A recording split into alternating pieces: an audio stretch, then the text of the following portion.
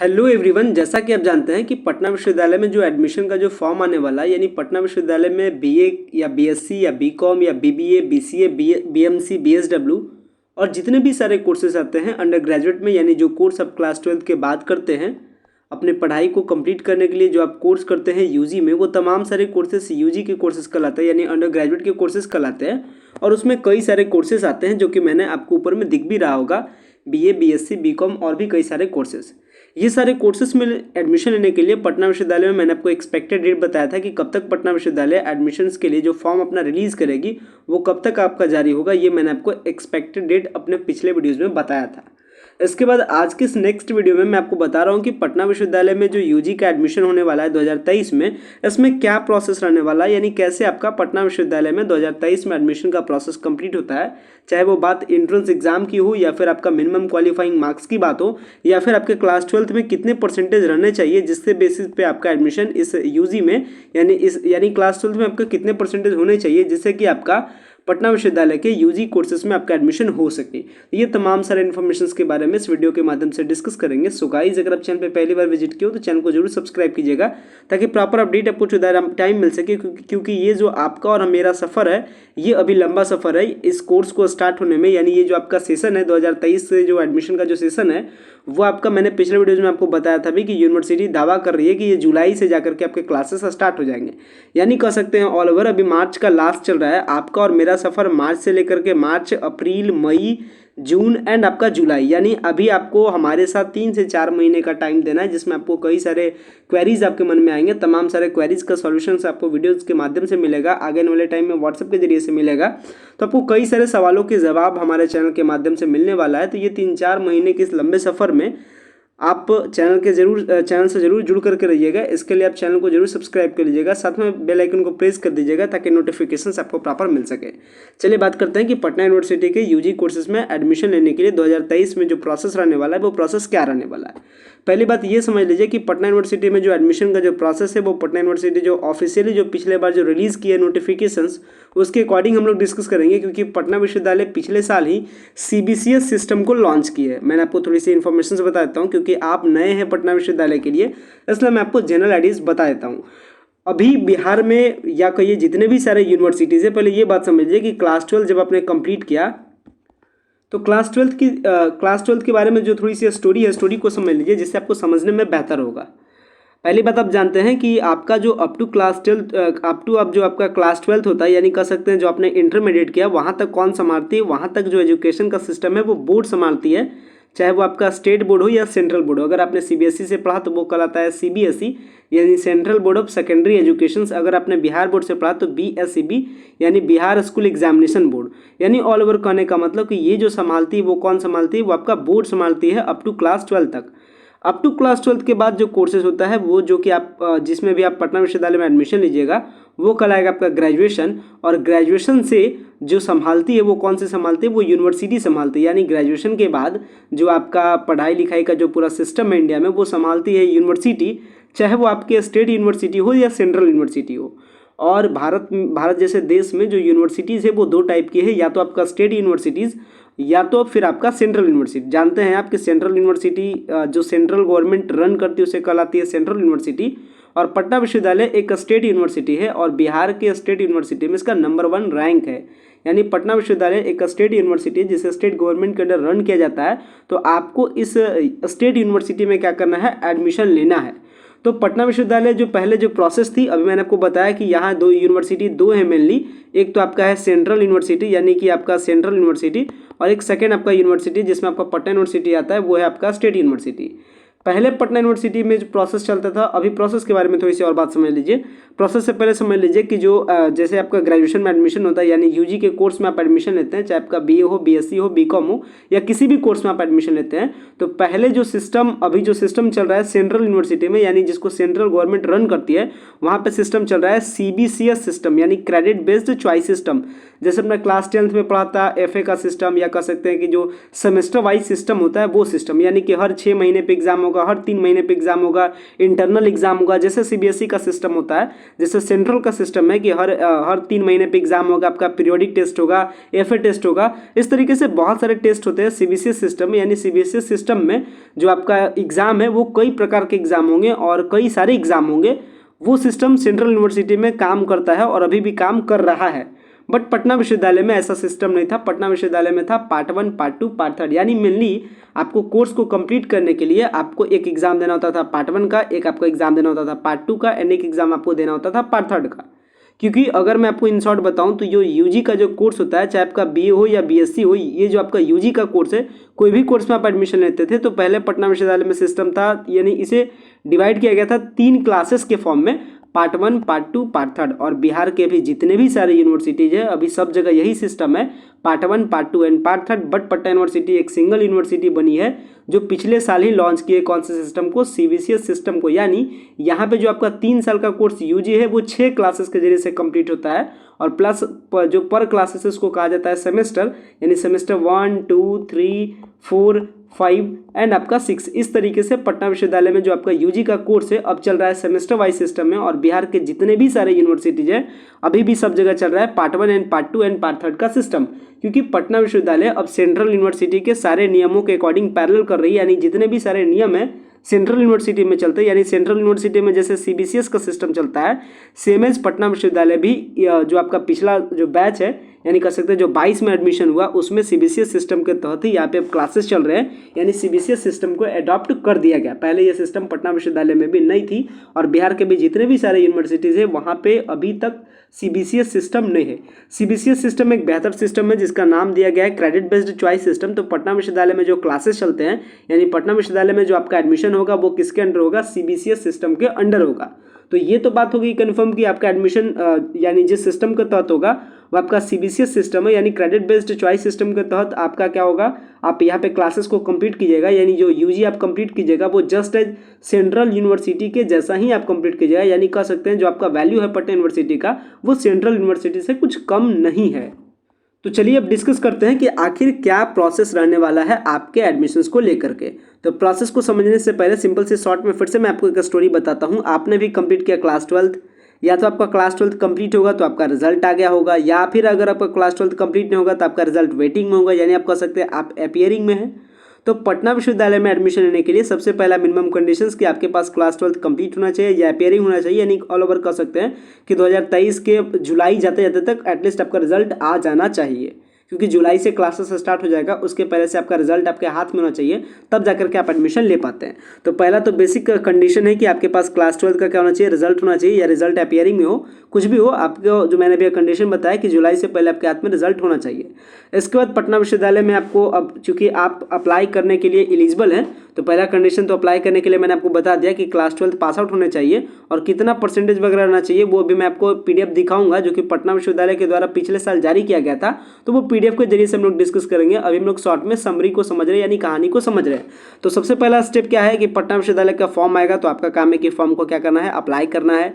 जैसे आप फॉर्म को अप्लाई कीजिएगा तो पटना विश्वविद्यालय में एडमिशन लेने के लिए आपको एक टेस्ट देना पड़ता है। जैसे आपने अपने क्लास में एडमिशन लेने के लिए, जैसे आपने क्लास 9 में एडमिशन लेने के लिए टेस्ट दिया होगा, स्कूल में 7 में एडमिशन लेने के लिए टेस्ट दिया होगा, सेम तरीके से ग्रेजुएशन में एडमिशन लेने के लिए पटना विश्वविद्यालय में टेस्ट देना पड़ता है। तो सबसे पहले फॉर्म को अप्लाई कीजिएगा। फॉर्म अप्लाई करने के बाद क्योंकि आपको टेस्ट देना है, तो सेकंड स्टेप में आपको क्या करना है, टेस्ट देना है, यानी आपको एंट्रेंस टेस्ट देना है, यानी आपको एंट्रेंस का टेस्ट देना है पटना विश्वविद्यालय का। जैसे आप एंट्रेंस का टेस्ट देते हैं, इसके बाद आपका तीसरा स्टेप में रिजल्ट आएगा। रिजल्ट आएगा तो फिर आगे स्टेप में क्या करना है, चौथा स्टेप में आपको काउंसलिंग में पार्टिसिपेट करना है, और काउंसलिंग में पार्टिसिपेट करते हैं फिर आपका जितना मार्क्स आया इस टेस्ट में, यानी जितना मार्क्स आपका है, जितना रिजल्ट आया इस टेस्ट में, काउंसलिंग के टाइम में डिसाइड कर दिया जाता है। यानी काउंसलिंग को ही सिंपली में कहते हैं अलॉटमेंट, यानी काउंसलिंग का ही दूसरा नाम क्या है, अलॉटमेंट। तो काउंसलिंग मतलब क्या होगा कि आपको अलॉटमेंट किया जाएगा। जैसे आप फॉर्म को अप्लाई कीजिएगा, फॉर्म अप्लाई करने के बाद आप टेस्ट दीजिएगा, रिजल्ट आएगा, रिजल्ट आने के बाद आपको क्या होगा, आप चॉइस फिलिंग कीजिएगा जिसको कहते हैं काउंसलिंग, और काउंसलिंग के बाद क्या आता है, अलॉटमेंट,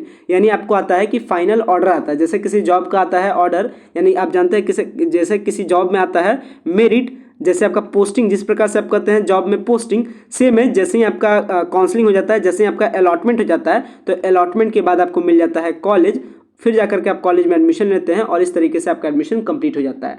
यानी ये जो आपका पटना विश्वविद्यालय का जो एडमिशन प्रोसेस है वो कह सकते हैं कि 6 से 7 स्टेप में कंप्लीट होता है। कैसे कंप्लीट होता है, इन शॉर्ट मैंने आपको समरी कहानी बता दिया। अब यहाँ पे 2-3 जगह आपके सवाल उठने लाजमी सी बात है। कहाँ कहाँ सवाल उठना है? पहला कंडीशन तो सवाल आपका उठता है कि फॉर्म अप्लाई करने के लिए क्या कंडीशन है, यानी फॉर्म अप्लाई करने के लिए आपका क्लास 12 में परसेंटेज कितना होना चाहिए, तो ये मैं आपको बताऊंगा। सबसे पहला जो सवाल उठेगा। दूसरा सबसे इंपॉर्टेंट सवाल उठेगा क्योंकि आपको एंट्रेंस का टेस्ट देना है, सारी कहानी इसी पर डिपेंड करती है।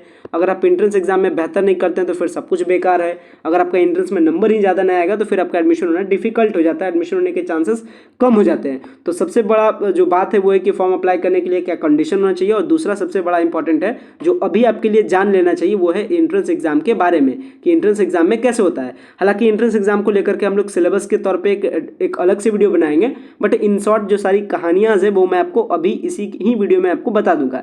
इसके बाद जो रिजल्ट वगैरह वो सिंपल सा प्रोसेस है, रिजल्ट वगैरह आगे का प्रोसेस है। रिजल्ट आना, काउंसलिंग करना, अलॉटमेंट करना, चॉइस फिलिंग करना वो आगे की बात है। अभी आपको ये 2 बात जानना चाहिए।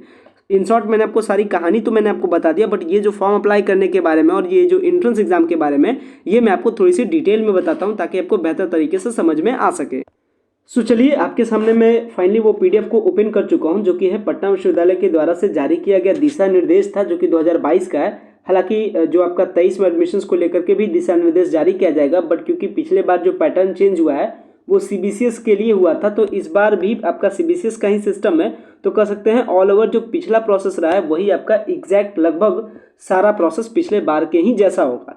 तो अभी मैंने आपको बताया था कि फॉर्म अप्लाई करने के लिए जो कंडीशन है, कंडीशंस को आपको क्या करना है, कंप्लीट करना है। तो चलिए कंडीशंस के बारे में आपको बताते हैं। तो कंडीशंस के बारे में समझ लीजिए। फॉर रेगुलर कोर्स के लिए क्या कुछ कंडीशंस चाहिए, यानी पटना विश्वविद्यालय में अगर आपको एडमिशन लेना है तो प्रोसेस के बारे में मैंने आपको स्टोरी बताया था, जहाँ पे बताया था कि आपको फॉर्म अप्लाई करना होता है। तो ध्यान रखिएगा, अगर आपको बीए का कोर्स करना रहे तो आपके पास 45% मार्क्स होने चाहिए। यानी जो आप +2 का एग्जाम देते हैं, जब आप एडमिशन लेने के टाइम में जाइएगा, जब आप अलॉटमेंट करवाने के लिए जाइएगा, यानी करने का मतलब जब आप जाइएगा काउंसलिंग के लिए, तो काउंसलिंग करने के टाइम में आपके हाथ में रिजल्ट होना चाहिए। और आप में रिजल्ट कितना होना चाहिए, 45%। अगर बीएससी के बारे में बात करें, अगर आप बीएससी के कोर्स में एडमिशन लेना चाहते हैं तो वहाँ भी आपके होने चाहिए 45 मार्क्स। बीकॉम में भी आप लेने चाहते हैं तो आपको होना चाहिए 45 मार्क्स। यानी ऑल ओवर कह सकते हैं कि 45 मार्क्स तो आपको चाहिए ही चाहिए पटना विश्वविद्यालय में एडमिशन लेने के लिए। तो अगर आपका 45% से कम मार्क्स है तो कह सकते हैं कि आपके लिए चांसेस बहुत ही कम है, आपको अप्लाई करने से भी ज़्यादा बेनिफिशियल होने वाला नहीं है। ध्यान रखिएगा, यानी किसी भी कोर्स में ऑल ओवर जो मैंने आपको कंटेंट दिखाया, चाहे वो आपका बीए का हो, बीएससी का हो या बीकॉम का हो, या वोकेशनल कोर्स में बीसीए हो, बीबीए हो, बायोटेक्नोलॉजी हो, या फिर आपका एनवायरमेंट साइंस हो, बीएमसी हो, बीएसडब्ल्यू हो, फंक्शनल इंग्लिश हो, या फिर आपका बीकॉम का सेल्फ फाइनेंस कोर्सेज हो, किसी भी कोर्सेज में ऑलमोस्ट आपको एडमिशन लेने के लिए मिनिमम 45% चाहिए ही चाहिए। यानी कह सकते हैं फॉर्म अप्लाई जब आप कर देते हैं तो एडमिशन लेने तक के टाइम में आपके हाथ में रिजल्ट होना चाहिए, और उस टाइम कितना होना चाहिए, 45% मिनिमम। इसके बाद आपका चाहे आपका 90% हो, इससे भी इसको मतलब नहीं है। इसके बाद आपका 50 हो, 60 हो, किसी भी चीज़ से इसको मतलब नहीं है, बस मतलब है अपना मिनिमम परसेंटेज यानी 45%। यानी अगर आपका मिनिमम 45% है तो आप अप्लाई कर सकते हैं या फिर आप एडमिशन ले सकते हैं। अगर आपके हाथ में रिजल्ट नहीं भी है फिर भी आप एडमिशन ले सकते हैं। बट मान लेते हैं अगर आपका अभी तक रिजल्ट नहीं आया है और आप अप्लाई कर दिए, फॉर्म अपने अपेयरिंग करके आप फॉर्म को अप्लाई करने के लिए दे दिए, अप्लाई भी आपका हो जाता है, मान लेते हैं आपका रिजल्ट 45% से कम आ जाता है, तो फिर आपका एडमिशन आगे चल करके नहीं हो पाएगा। तो कर सकते हैं आप अप्लाई कर सकते हैं, बट 45% से आगे कम रहेगा तो फिर आपका एडमिशन पॉसिबल पटना विश्वविद्यालय में नहीं है। इस बात का ध्यान रखिएगा। तो अक्सर इसको लेकर के कई सारे कमेंट्स पहले भी आ रहे थे कि सर मेरा 70% आया है रिजल्ट या 72% आया है, क्या मेरा एडमिशन होगा या नहीं होगा।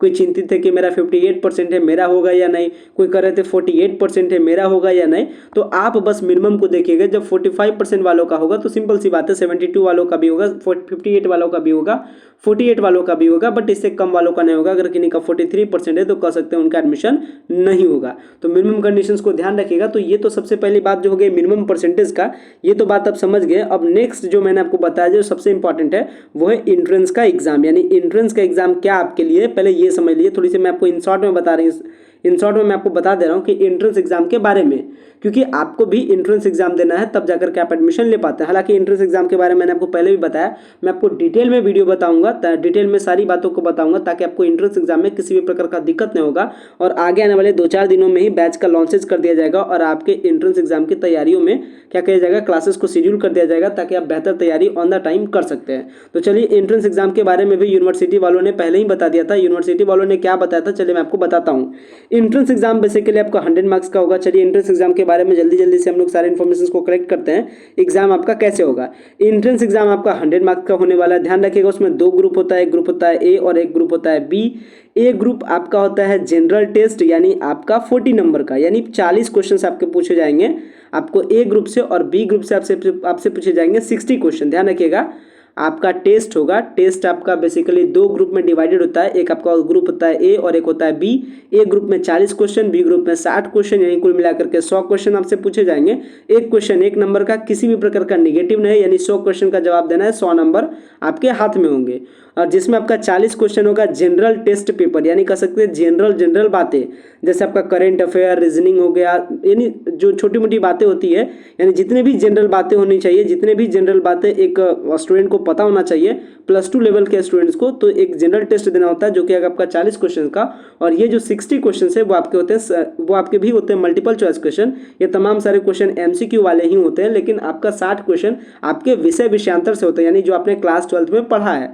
जैसे कि एग्जाम्पल मैं आपको बताता हूँ, मान लेते हैं कि आपने क्लास 12 में पढ़ा आइए, यानी कह सकते हैं इंटरमीडिएट विद आर्ट्स, यानी अगर आपने क्लास 12 में पढ़ा है आर्ट्स, तो जब आप परीक्षा देने के लिए जाइएगा तो 40 क्वेश्चन तो आपको जनरल टेस्ट पेपर का देना है, जो कि सबको देना होता है। ये मैंडेटरी पेपर है, ये कंपलसरी पेपर, ये सबको देना है। यानी अगर आपने जो क्लास 12 है, चाहे आप आर्ट्स से पढ़े हो या साइंस से पढ़े हो या कॉमर्स से पढ़े होंगे या कुछ भी आप किए हो, बट ये 40 क्वेश्चन आपको देना है। बट हाँ, अगर आपने क्लास 12 में आर्ट्स से पढ़ा है तो ये जो आपको 60 क्वेश्चन का जो आंसर करना है, ये आप आर्ट्स वाले पेपर ही करेंगे। अगर आपने साइंस से पढ़ा है तो आप साइंस के साइड, यानी अगर आपने साइंस से पढ़ा क्लास 12 तो आप साइंस के 60 क्वेश्चन को सॉल्व करेंगे। अगर आपने कॉमर्स से पढ़ा तो कॉमर्स के 60 क्वेश्चन को सॉल्व करेंगे। तो ऑल ओवर कर सकते हैं, जो रफली आइडिया है आपका एग्जाम का, यानी एंट्रेंस एग्जाम का, वो आप जरूर समझ गए होंगे एंट्रेंस एग्जाम के बारे में, कि एंट्रेंस एग्जाम 2 ग्रुप में कंप्लीट होता है, ग्रुप ए एंड बी। ए में आपका 40 क्वेश्चंस, बी में आपका 60 क्वेश्चंस। ये आपका होता है कंपलसरी पेपर, सबको देना होता है। ये मैटर नहीं करता है कि आपने क्लास 12 में क्या पढ़ा, आर्ट्स पढ़ा, साइंस पढ़ा,